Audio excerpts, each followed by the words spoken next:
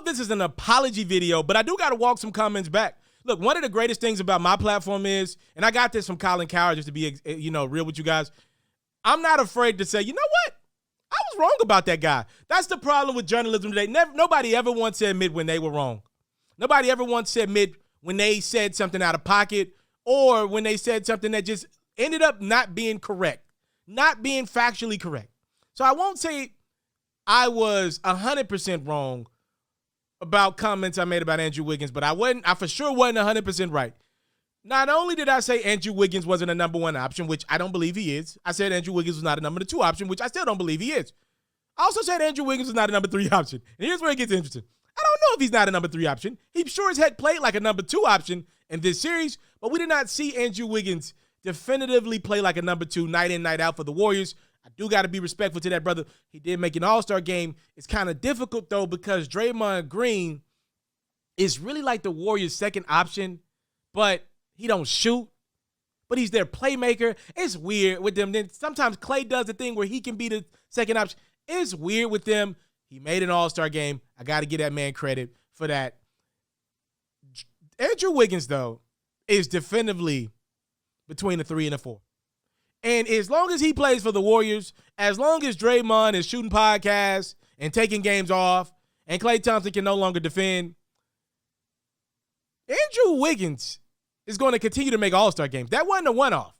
Somebody's going to always be hurt. Like this year, it was Kawhi, Paul George. It'll be somebody else next year. There'll always be a crack for Wiggins to make the all-star team for the Warriors as long as they're good. They're going to get two people.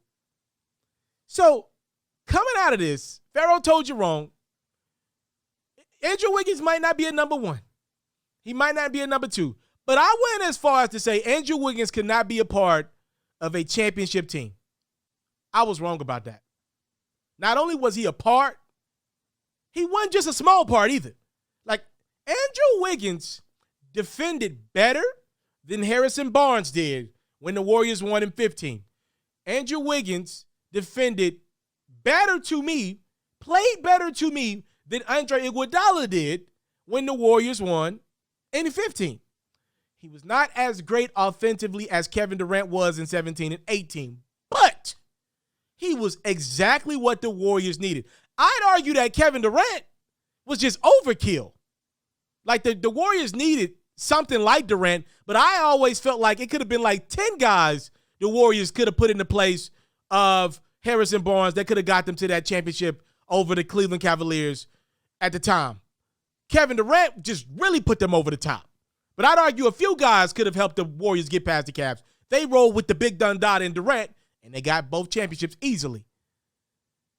Andrew Wiggins wasn't as great offensively as KD was in 17 and 18, but he was exactly what they needed. Exactly what they needed offensively. He rebounded. He played defense on Jason Tatum. He made life hard for Tatum. Tatum struggled.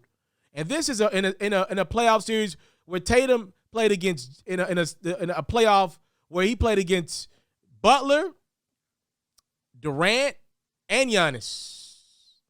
Nobody had more success on Tatum than Andrew Wiggins did. Nobody. Drew Holiday was mixed in there as well. There was some really good defenders in there. Bruce Brown was in there as well. Nobody had an answer for Tatum. The only person that did was Andrew Wiggins. He deserves credit. He's an NBA champion now, and you got to give him that just due. So going forward, I got to keep my mouth shut on Andrew Wiggins. I do. Because I didn't seen him do it on the biggest stage. He did not frown in this moment. He did not shy away from this moment. He took big shots. He made big shots. He stepped up and guarded Tatum when Tatum needed to be guarded. Not when it was just cool to guard Jason Tatum in the second quarter in a blowout. No, he was picking up Tatum. Give that man credit for being the Warriors' second best player, their most consistent player in that NBA Finals run.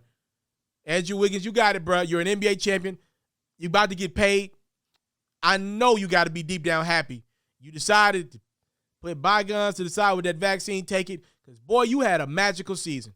All-star appearance, playoff appearance, NBA Finals appearance, NBA championship. And almost stole that Finals MVP away from Steph.